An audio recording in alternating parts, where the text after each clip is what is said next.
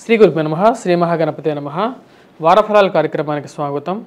9 June నుండి 15వ తారీఖు వరకు చంద్రమాను అనుసరించి గోచార రీత్యా ఈ వారం ఎలా ఉండబోతుందని చూద్దాం.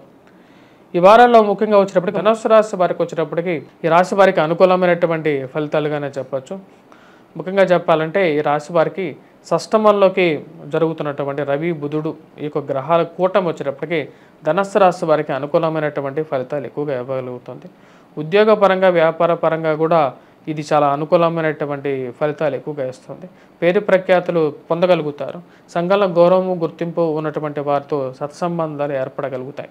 వారం ప్రథమంలో 15వ తారీఖు వరకు ఈ రాశి వారికి అనుకూలంగా ఉంటుంది. 15వ తారీఖు తర్వాత అంత అనుకూలమైనటువంటి ఫలితాలు ఇవ్వదన్నమాట.